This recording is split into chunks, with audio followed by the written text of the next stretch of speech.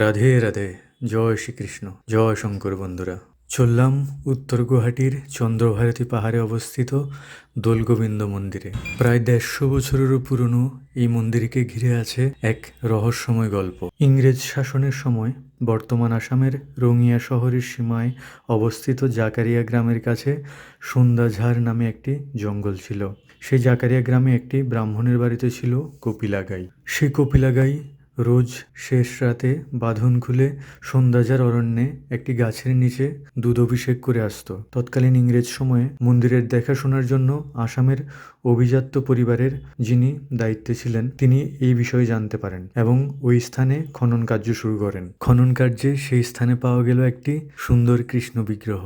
তিনি সেই বিগ্রহকে এনে এই মন্দিরে স্থাপন করেন। তবে মন্দিরে আগে থেকেই ঘনশ্যাম রায়ের বিগ্রহ পূজিত হতো, তো একসাথে দুটো বিগ্রহই পূজিত হতে লাগলো। কিন্তু দোল উৎসবের সময় মন্দিরের পূজারীর মনে সংশয় বাঁধে কোন বিগ্রহটিকে দোলযাত্রায় দোলে তোলা হবে। তিনি দুটি বিগ্রহের নিকট প্রার্থনা জানান যেটিকে দোলে তোলা হবে সেটি যেন 4 আঙুল এগিয়ে আসে। পরদিন মন্দির খুলতেই তিনি দেখেন নতুন বিগ্রহটি 4 আঙুল এগিয়ে এসছে। তারপর সেটিকে দোলযাত্রায় তোলা হলো, আর সেই নাম অনুসারে হলো দোলগোবিন্দ।